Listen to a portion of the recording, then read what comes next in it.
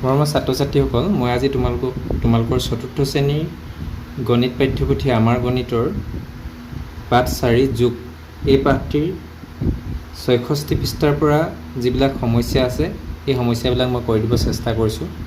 ইতিমধ্যে মই এই পাঠটোৰ আগৰ অংশ অন্য এটা ভিডিঅ'ত দি থৈছোঁ আৰু ডেছক্ৰিপশ্যনত ভিডিঅ'টোৰ মই লিংক দি ৰাখিছোঁ। গতিকে এতিয়া তোমালোকে 66 পৃষ্ঠাৰ পৰা যিবিলাক সমস্যা আছে সেইবিলাক চোৱাচোন। প্ৰথমতে কৈ দিছে, ৰূপহী গাঁৱৰ ৰমলা, কল্পনা আৰু নিৰলাই গামোচা বিক্ৰী কৰি পোৱা লাভৰ এটা অংশ জমা কৰে। জমাৰ ধনৰাশি তলত দিয়া ধৰণৰ।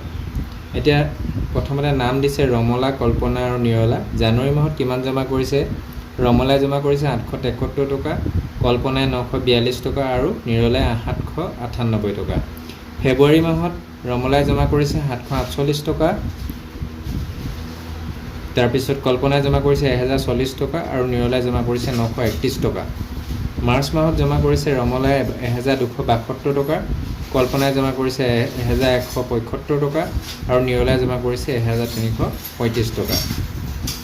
এতিয়া প্ৰত্যেকে জমা কৰিছে কিমান? ৰমলাই জানুৱাৰী, ফেব্ৰুৱাৰী আৰু মাৰ্চত জমা কৰা টকাৰ পৰিমাণ আমি এইকেইটা যোগ কৰি পাইছোঁ কিমান? 2893 টকা। এইকেইটা যোগ কৰিলে আমি 2893 টকা পাম।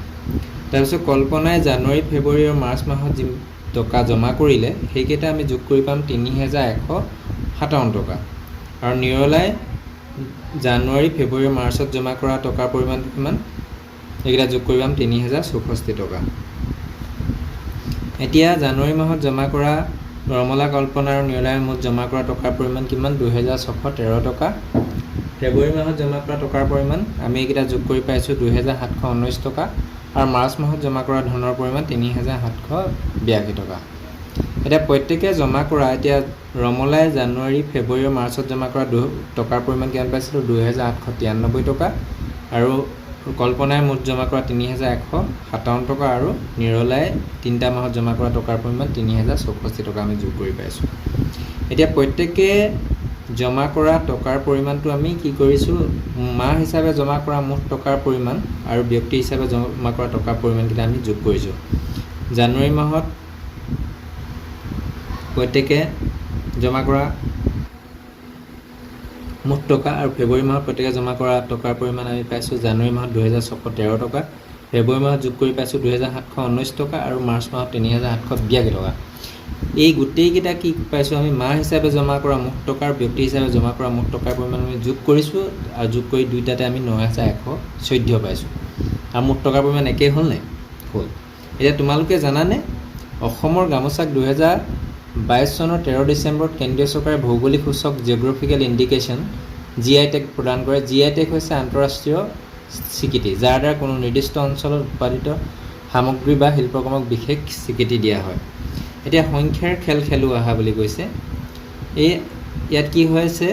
এই সংখ্যাবিলাক দেখিছে, ইয়াত 4টা সংখ্যা লৈছে আৰু ঘেৰ দিয়া দেখা পাইছোঁ। তিনিটা সংখ্যাৰ গোটক 4টা সংখ্যা লৈ পিনি ঘেৰ দিছে। এতিয়া তালিকাখনত ঘেৰ দিয়া সংখ্যাকেইটা মন কৰা। তালিকাকেইটাত যিকেইটাত ঘেৰ দিছে এইকেইটা ঘেৰ দিয়া সংখ্যাকেইটা দিছে। এতিয়া ঘেৰত দিয়া সংখ্যাবোৰ কোণীয়াকৈ যোগ কৰি কি পালোঁ চাওঁ আহা। এতিয়া আমি কোণীয়াকৈ যোগ কৰিছোঁ 2221 আৰু 2229ক কোণীয়াকৈ যোগ কৰি আমি পাইছোঁ 4450 আৰু 2222 আৰু 2228ক কোণীয়াকৈ যোগ কৰি কিমান পোৱা হৈছে? 4000। এনেকৈ একেই পাইছোঁ 4450 পাইছোঁ। ঠিক তেনেধৰণে 2238 আৰু 2245ক কোণীয়াকৈ যোগ কৰি আৰু 2238 আৰু 2244ক কোণীয়াকৈ যোগ কৰি কিমান পাইছোঁ? 4482 পাইছোঁ দুইটাত যোগ কৰি, কোণীয়াকৈ যোগ কৰি। ওপৰৰ তালিকাত দেখুওৱা ধৰণে তালিকাখনৰ পৰা যিকোনো 4টা সংখ্যালৈ কোণীয়াকৈ যোগ কৰি চোৱা আৰু ফলাফলবোৰ নিৰীক্ষণ কৰা। এতিয়া আমি কোণীয়াকৈ লৈছোঁ। আমি উদাহৰণস্বৰূপে এইটোকে ল'লোঁ 2235 আৰু 2242, 2236, 2243। এইকেইটা আমি কোণীয়াকৈ যোগ কৰি চাম। 2235ক 2243ৰ লগত কোণীয়াকৈ যোগ কৰি কিমান পাম? 4478। এতিয়া 5 3 8, 3 4 7, 2 2 4, 2 2 4। এতিয়া আমি যোগ কৰি কিমান কোণীয়াকৈ 4478 পালোঁ। ঠিক তেনেদৰে 2236 আৰু 2242কো আমি কোণীয়াকৈ যোগ কৰি কিমান পাইছোঁ? 4478 পাইছোঁ। তোমালোকে এনেধৰণে আৰু ইয়াৰ সংখ্যা 4টা লৈ পিনে কোণীয়াকৈ যোগ কৰি চাবা, যোগফলটো কোণীয়াকৈ যোগ কৰিলে এইটো লৈ যদি আমি যোগ কৰোঁ যোগফলটো একেই পাওঁ। সংখ্যাৰ অন্য এটা খেলো আহা। ইয়াত কি কৰিছে, ইয়াত কেনেধৰণে কৰিছে, ওপৰৰ তালিকাখনৰ ঘেৰটোৰ ভিতৰত থকা সংখ্যাবোৰ মন কৰা। এই তালিকাখনত থকা ঘেৰটো, এই ঘেৰ 9টা সংখ্যাৰ যিটো ঘেৰ দিছে তাত কেনেধৰণে দিছে চোৱাচোন। কোণীয়াকৈ এনেধৰণে যোগ কৰিছে আৰু পোনকৈ এতিয়া কোণীয়াকৈ যোগ কৰিছে, এনেকৈ পোনকৈ যোগ কৰিছে, আকৌ এনেধৰণে কোণীয়াকৈ যোগ কৰিছে, হয়নে? এতিয়া কি হয়, প্ৰথমতে 2227, 2228 আৰু 2229 এইকেইটা যোগ কৰি কিমান পাইছে, এইকেইটা যোগ কৰি কিমান 6684 পাম আমি। 2227 এইটো 2228 6684 পাইছোঁ। আকৌ 2223, 2228, 2233 এইকেইটা যোগ কৰিও আমি 6684 পাম। আকৌ 2222, এই 2222, 2228, 2234 এইকেইটা যোগ কৰি আমি পাম 6684 আমি কোণীয়াকৈ যোগ কৰি। আকৌ 2224, এইটো 2228, 2232 এনে কোণীয়াকৈ আমি যোগ কৰি কি পাম 6684। এতিয়া গোটেইকেইটা আমি যোগ কৰি কি হয়, যোগফলটো কোণীয়াকৈ বা পোনকৈ আমি যোগ কৰিলে কি পাইছোঁ, এনেধৰণে একেই যোগফলটো আমি একেই পাইছোঁ। এনেধৰণে সংখ্যা তালিকাখনৰ পৰা মুঠ 9টা সংখ্যাৰ বাকচ গঠন কৰি ওপৰত দিয়া ধৰণে যোগ কৰি চোৱা। কিবা বৈশিষ্ট্য মন কৰিছানে? আকৌ আমি ইয়াৰ পৰা লৈছোঁ আমি 2226 এইকেইটা লৈছোঁ আমি 2226, 2231, 2236, 2227 এই আমি 9টা যদি সংখ্যা এনেকৈ লওঁ তেতিয়া আমি চাম 2226, 2231, 2236, 2227, 2232, 2237, 2228, 2233 আৰু 2238। এতিয়া আমি এনেধৰণে কোণীয়াকৈ যোগ কৰিম আৰু পোনকৈও যোগ কৰিম। এতিয়া চাম 2231, 2232, 2233 এইকেইটা যোগ কৰি পাম কিমান, 1 2 3, 3 3 6, 2 3 6, 3 9 6, 2 2 4 6, 2 2 4 6, 6696 এইটো পাইছোঁ আমি 6696। আকৌ ঠিক তেনেধৰণে 2227, 2232 আৰু 2237 যোগ কৰিম।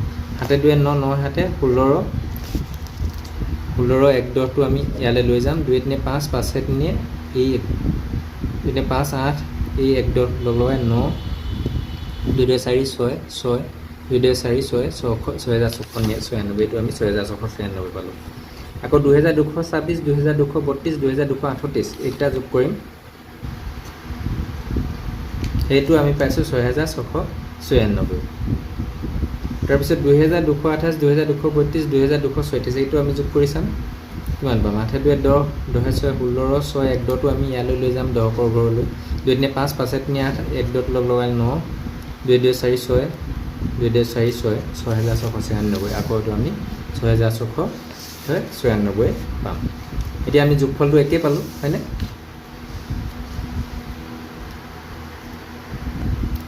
মিলাও আহা ক অংশৰ লগত খ অংশ। যে 2450 আৰু 125ৰ লগত যোগ কৰিলে কিমান হ'ব, এইটো যদি আমি কোনটো লগত মিলাব লাগিব 125, 2450 মানে এইটো একেকেইটা সংখ্যা যোগ কৰিছোঁ কিন্তু ক্ৰমকেইটা সলনি কৰিছোঁ, একে যোগফলটো আমি একে পাম, সেইকাৰণে এইটো লগত এইটো মিলোৱা হৈছে।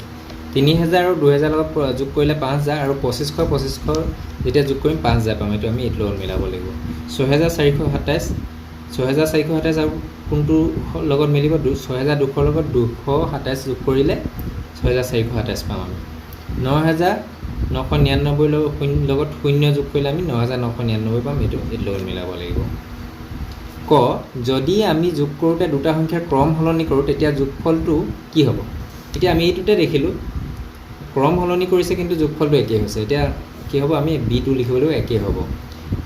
যিকোনো এটা সংখ্যাৰ লগত আন কি সংখ্যা যোগ কৰিলে যোগফলটো একে থাকিব। আমি এইটো দেখিছোঁ 9999 লগত 0 যোগ কৰাৰ ফলত যোগফলটো সলনি হোৱা নাই, 9999 হৈছে। অৰ্থাৎ কি হ'ব, যিকোনো এটা সংখ্যাৰ লগত 0 যোগ কৰিলে আমি যোগফলটো একেই পাম। গটো কি কৈছে, কৰোঁ আহা 3টা অংক বিশিষ্ট আটাইতকৈ ডাঙৰ সংখ্যাটোৰ লগত কি সংখ্যা যোগ কৰিলে 4টা অংক বিশিষ্ট আমি কি পাম কৈছে 4টা অংক বিশিষ্ট আটাইতকৈ সৰু সংখ্যাটো পাম এইটো আমি কেনেধৰণে কৰিম 3টা অংক বিশিষ্ট আটাইতকৈ ডাঙৰ সংখ্যাটো ল'ব আমি 3টা অংক বিশিষ্ট আটাইতকৈ ডাঙৰ সংখ্যা কি জানো 999 আৰু 4টা অংক বিশিষ্ট আটাইতকৈ সৰু সংখ্যাটো কি 1000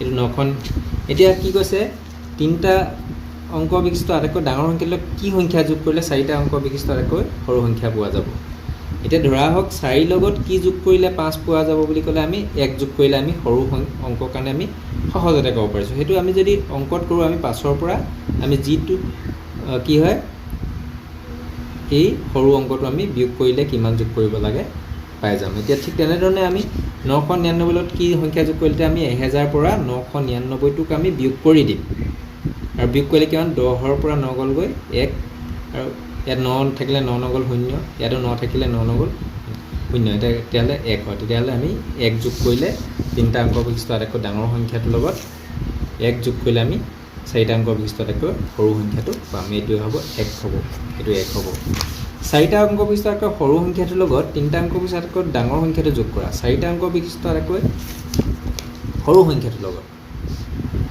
3টা অংক বিশিষ্ট আটাইতকৈ ডাঙৰ সংখ্যাটো যোগ কৰা এতিয়া আমি কেনেকৈ কৰিম এতিয়া আমি 4টা অংক বিশিষ্ট আটাইতকৈ সৰু সংখ্যাটো 1000 আৰু ডাঙৰ সংখ্যাটো 999 এইকেইটা আমি যোগ কৰিম এইটো যোগ কৰিম আমি 9 যোগ কৰিলে আমি 9 পাম 9 যোগ কৰিলে 9 9 1টো আমি নমাই দিম 1999 এতিয়া আমি ডাঙৰ যোগ কৰি এইটো 1999 পালোঁ আমি 1999 অংকৰ পুনৰাবৃত্তি নকৰাকৈ 4টা অংকৰ গঠিত আটাইতকৈ সৰু সংখ্যাটোৰ লগত সেই সংখ্যাটো বিপৰীত ক্ৰমত লিখি পোৱা সংখ্যাটো যোগ কৰা 4টা অংকৰ পুনৰাবৃত্তি নকৰিব লাগিব 4টা অংকৰ গঠিত আটাইতকৈ সৰু সংখ্যাটো অংকৰ আমি 4টা অংকৰ আমি 1000টো পাইছোঁ কিন্তু অংকৰ পুনৰাবৃত্তি হ'ব নালাগিব 1000 1 0 তাৰপিছত 1টো আমি আকৌ পুনৰাবৃত্তি কৰিব নোৱাৰিম কাৰণ 2 লিখিম আকৌ পুনৰাবৃত্তি নকৰি 2 পিছত কি 3 লিখিম এতিয়া আকৌ ইয়াক আমি ওলোটাকৈ লিখিম 3 2 0 1 এইকেইটা যোগ কৰি কিমান পাম 3 1 4 2 2 4 4224 যোগ কৰি এনেধৰণে এইটো পালোঁ এইটোৱে আমাক কৰিব দিছে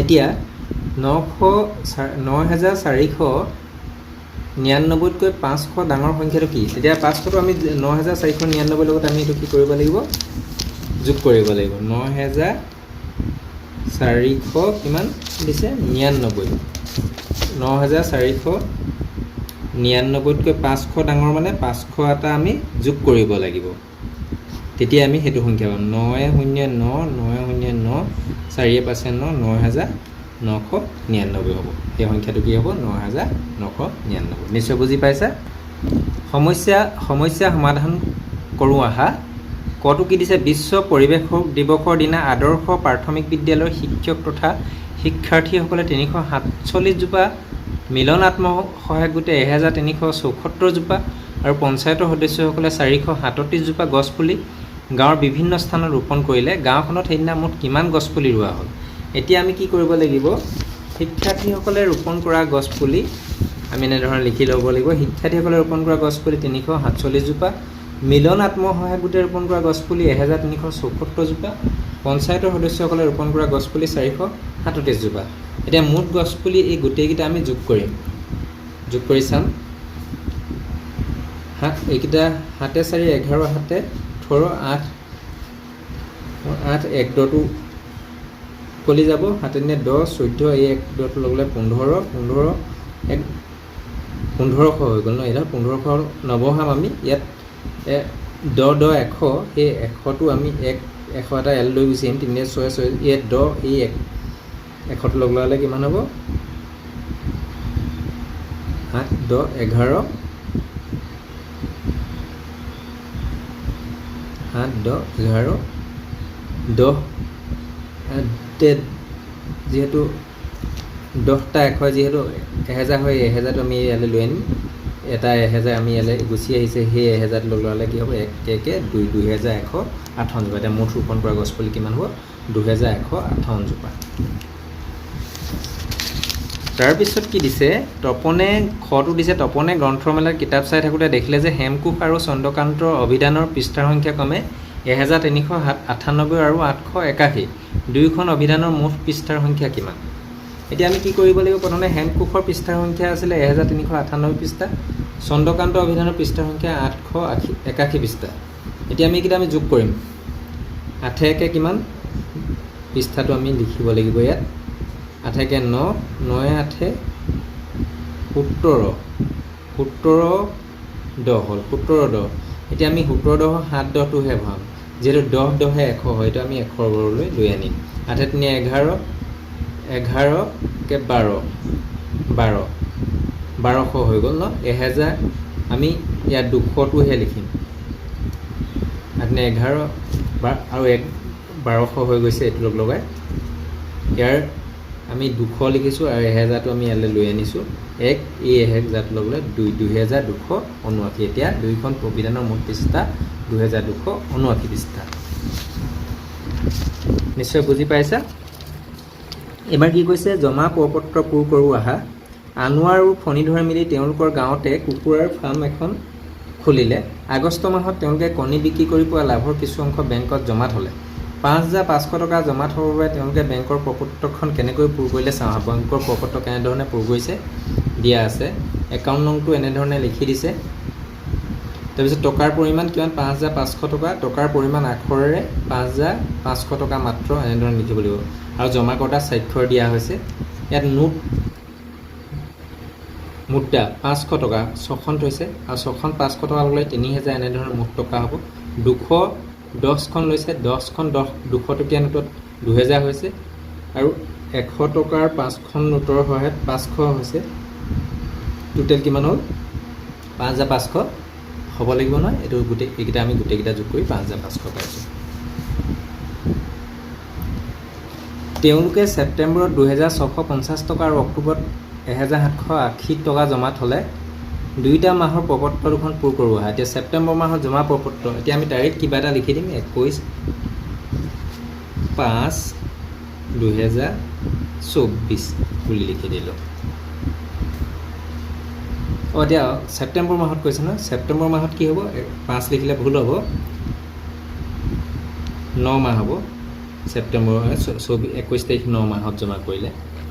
একাউণ্ট নং সেইটো আমি এনেধৰণে লিখি দিলোঁ। একেবাৰে পিছৰ সংখ্যাকেইটা লিখিলোঁ, 3 7 5। নাম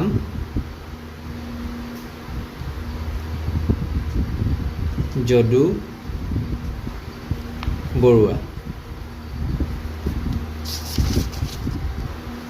যদু বৰুৱা, তাত যিটো আছে আনোৱাৰ হুছেইন, এনেধৰণে লিখি দিবা। টকাৰ পৰিমাণ সংখ্যাৰে ছেপ্টেম্বৰ মাহত কিমান, 2650 আছিলে হয়নে। টকাৰ পৰিমাণে আমি কি লিখিম, 2650 আমি এনেধৰণে লিখি দিম। টকা মাত্ৰ, ইয়াত স্বাক্ষৰটো থাকিব। এতিয়া 2650 টকাক আমি 500 টকা, 500 টকাত কিমান হ'ব, মই 500 টকা ল'লোঁ 4খন, 500 টকা ল'লে 2000 হ'ল। 200 টকা ল'লোঁ মই 2খন, 200 টকা 2খনত কিমান হ'ব, 400 টকা হ'ব। তাৰপিছত 100 টকা ল'লোঁ মই 2খন, তেতিয়া হ'ল 200 টকা হ'ল। এনেধৰণে এনেকৈ আমি লিখি দিম। তাৰপিছত 50 টকা এখন ল'লোঁ, তেতিয়া কিমান হ'ল, 50 টকা হ'ল। এতিয়া এইকেইটা গোটেইকেইটা যোগ কৰি কিমান হ'ব পাওঁ আমি, 2000, মুঠ 2650 টকা পাই যাওঁ।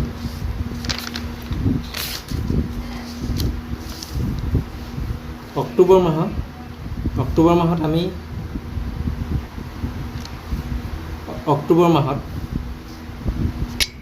তোমালোকে একাউণ্ট নম্বৰ টকাৰ পৰিমাণটো মই লিখি দিছোঁ। একাউণ্ট নাম্বাৰটো এনেকৈ কিবা এইধৰণে দি পিনি কিবা এটা লিখি দিব লাগিব। আনোৱাৰ হুছেইন বা ফণীধৰ এনেকৈ লিখি দিবা। তাৰিখটো অক্টোবৰ মাহত আমি 10 মাহ এনেধৰণে লিখি দিম। 31/10/2024 অক্টোবৰ মাহত। টকাৰ পৰিমাণ একাউণ্ট নম্বৰটো তোমালোকে লিখি ল'বা। নামটো টকাৰ পৰিমাণ কিমান? 1780 টকা।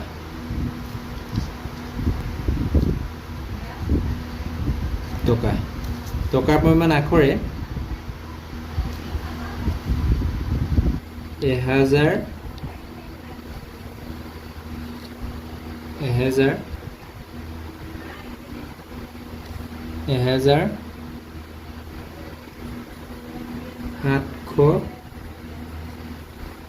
780 টকা মাত্ৰ। এনেধৰণে এটা জমাকৰ্তা স্বাক্ষৰ থাকিব। এতিয়া 500, এতিয়া 1500 টকা ল'লে ধৰা হওক 2খন, তেতিয়া হৈ গ'ল 1000। তাৰপিছত 200 টকা ল'লে এখন, তেতিয়া হ'ল 200। 100 টকা ল'লে 5খন। এতিয়া আমি তাৰপিছত 1200, এতিয়া 5খনত কিমান হ'ল? 500।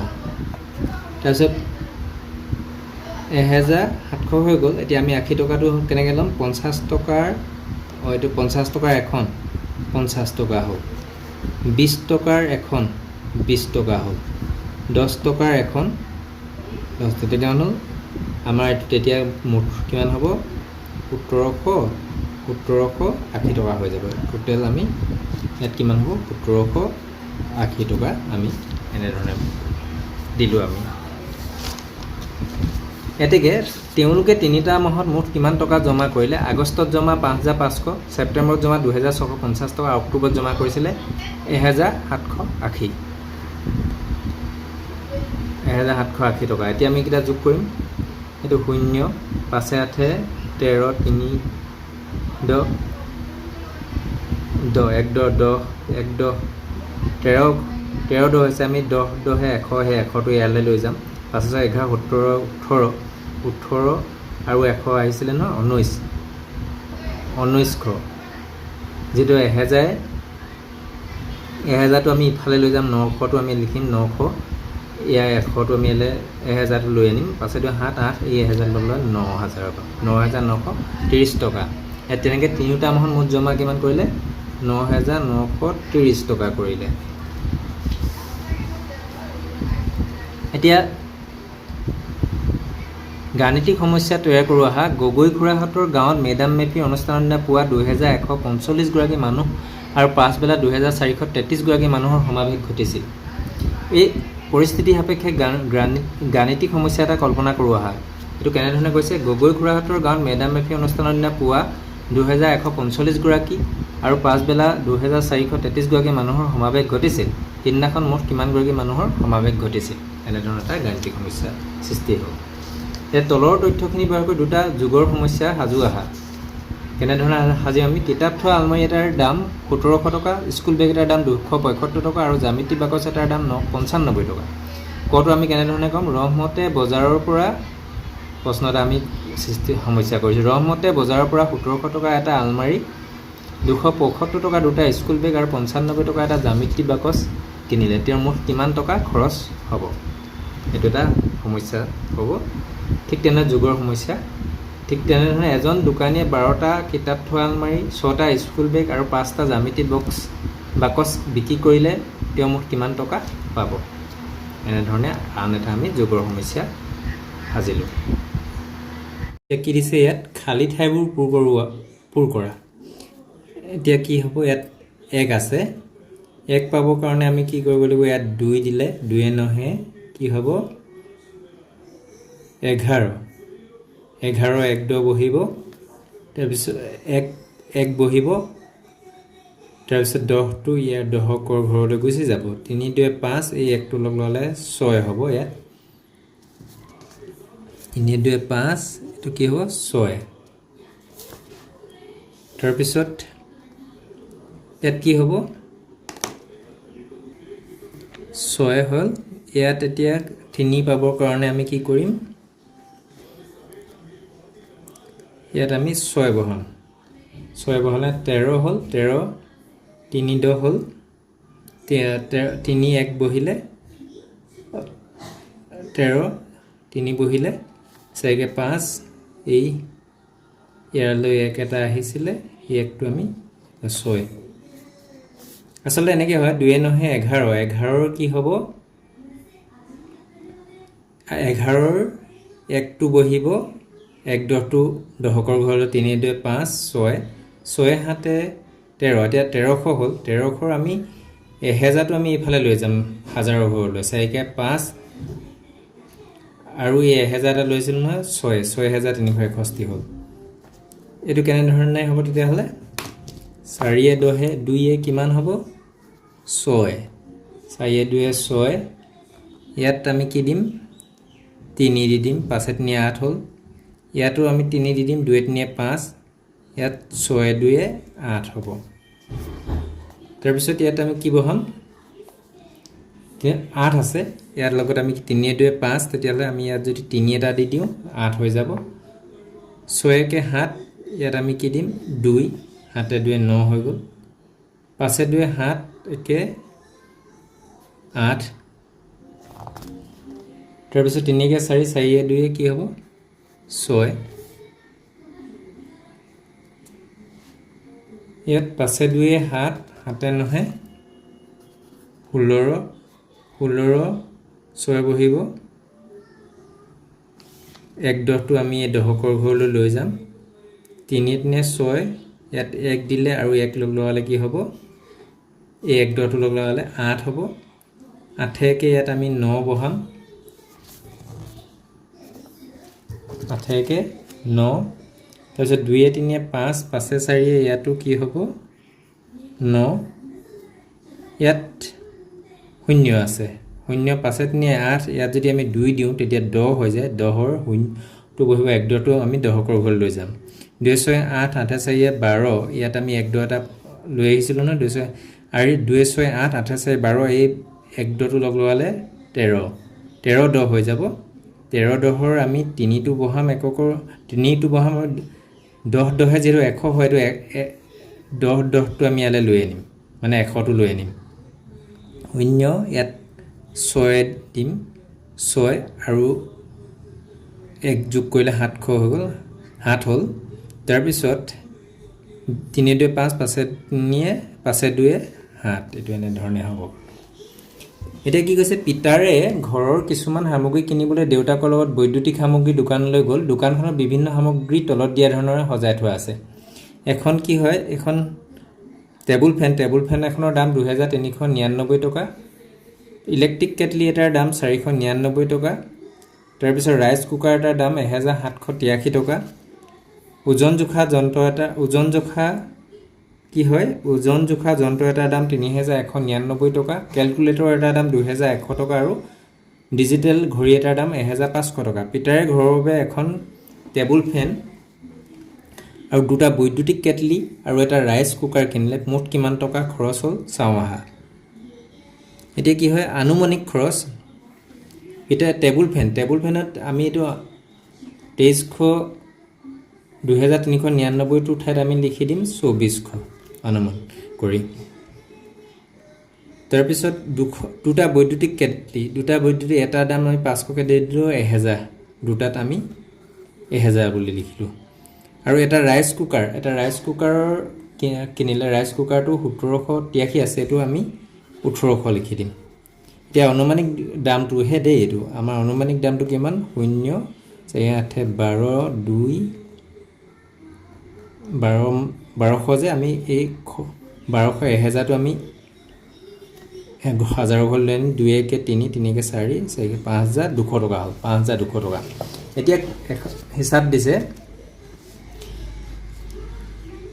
এতিয়া আমি এটো আনুমানিক খৰচটো এতিয়া হলে কিমান লিখিম 5200 টকা আনুমানিক খৰচটো 5200 টকা অসমী electronic store Jyotinagar MS Peter Singh এখন ৰচিদ ক্ৰমিক নং 1 2 3 এতিয়া তিনিটা বস্তু কিনিছে সামগ্ৰী টেবুল ফেন বৈদ্যুতিক কেটলি ৰাইচ কুকাৰ পৰিমাণটো টেবুল ফেনৰ দাম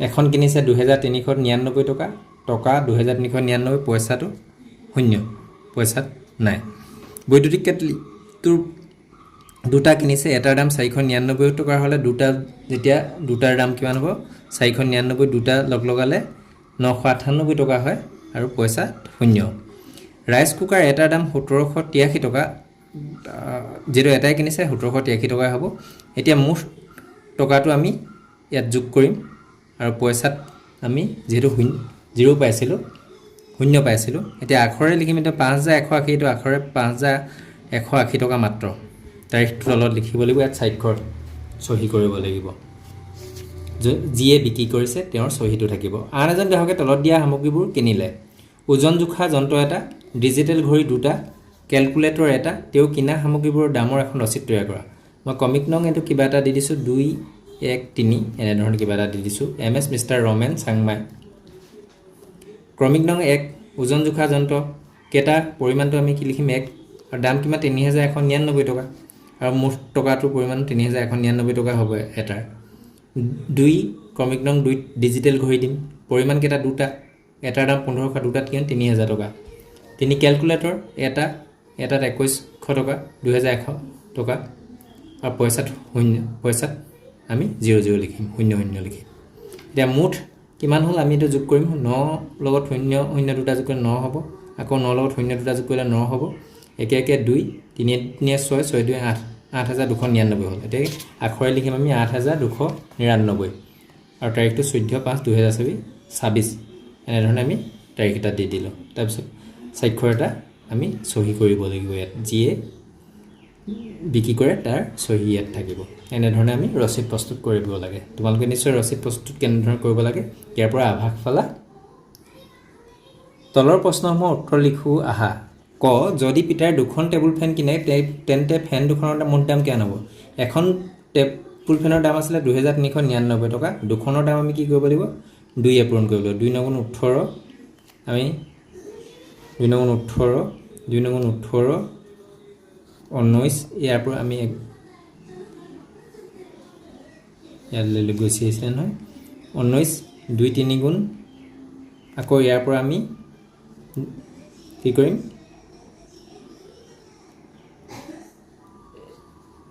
19 10 মানে 10 100 এটা লৈ আনিম 2 3 গুণ 6 একটো লগালে কিমান 7 2 2 গুণ 4 4798 টকা এতিয়া মুঠ দাম কিমান হ'ব 4798 টকা ইমান দাম হ'ব অনুপে 2800 টকালৈ বজাৰলৈ গ'ল 2800 টকাতে কি সামগ্ৰী কিনিব পাৰিব 2800 টকায় কি কিনিব পাৰিব টেবুল ফেন এখন পাৰিব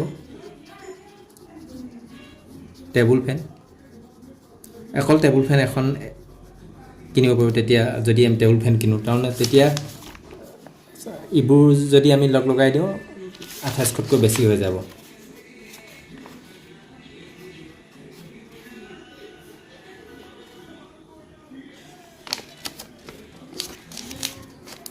তাৰপিছত কি কিনিব পাৰিব ক্যালকুলেটৰ এটা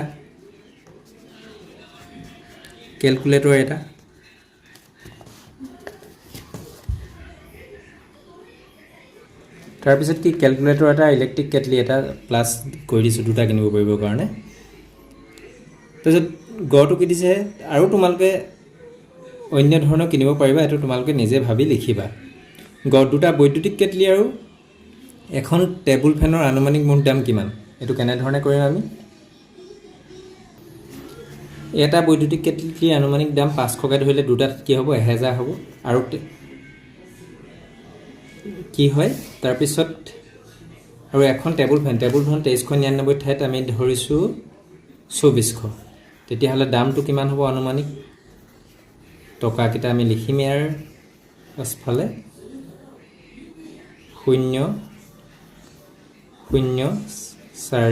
3400 টকা আনুমানিক দামটো এটো হয় এটো প্ৰকৃত দাম নহয় 3400 টকাটো আনুমানিক দাম হ'ব এতিয়া আটাইতকৈ বেছি আৰু আটাইতকৈ কম দামৰ সামগ্ৰীৰ মুঠ দাম কিমান আটাইতকৈ বেছি দাম কি আছিলে আমাৰ ইয়াত চালে গম পাম আমাৰ আটাইতকৈ বেছি দাম আছিলে কিহৰ দাম আছিলে ওজন জোখা যন্ত্ৰটোৰ দাম ৩১৯৯ টকা তাৰপিছত কম কাৰ দাম ৪৯৯ টকা ইলেক্ট্ৰিক কেটলিৰ দাম ৪৯৯ টকা ৪৯৯ টকা এতিয়া আমি এইকেইটা যোগ কৰিম ৯ ৯ ১৮ ৯ ৯ ১৮ ১৯ ১৯ ৯ ৯ ১৮ আমি কেনেধৰণে কৰিছোঁ ১৮ এক দহটো আমি এই দহকৰ ঘৰলৈ লৈ যাম ৯ ৯ ১৮ এক দহটো লগালে ১৯ হয় ১৯ দহটো আমি ১০টো মানে ১০০ হৈ যায় তেতিয়া আমি ১০০ৰ ঘৰলৈ লৈ আনিম এই ১০টো ১০০টা লৈ অনা হৈছে ৪কে ৫ এই ১০০টো লগালে ৬০০ হৈ যাব ৬ হৈ যাব ইয়াত ৩ তেতিয়াহ'লে আটাইতকৈ সৰু আৰু ডাঙৰ বস্তুৰ দাম ৩৬৯৮ টকা হ'ব এইটো কিমান হ'ব ৩৬৯৮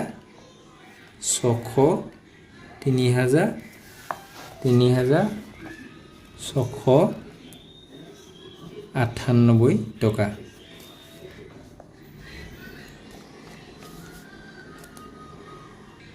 উঙতো কি কৈছে এটা ওজন জোখা মেচিন আৰু এটা ঘড়ী কিনিবলৈ প্ৰয়োজন হোৱা মুঠ টকাৰে অন্য কি তিনিবিধ সামগ্ৰী একেলগে কিনিব পাৰি এটা ওজন জোখা মেচিন আৰু এটা ঘড়ী কিনিবলৈ প্ৰয়োজন হোৱা পইচা এতিয়া ওজন জোখা যন্ত্ৰ এটাৰ দাম কিমান ৩১৯৯ টকা তাৰপিছত এটা ডিজিটেল ঘড়ী এটা ঘড়ীৰ দাম কিমান আছিলে ১৫০০ টকা এইকেইটা আমি যোগ কৰিম ৯ ৯ ৬ ৩কে ৪৬৯৯ এতিয়া ৪৬৯৯ তোমালোকে কি কিনিব পাৰা এইটো তোমালোকে নিজেই ৪৬৯৯ কেনেধৰণে কিনিব পাৰি নিজেই কৰিবলৈ চেষ্টা কৰিবা আজি পাঠ ইমানতে সামৰিছোঁ পুনৰ অন্য এটা পাঠৰ সৈতে লগ হ'ম ধন্যবাদ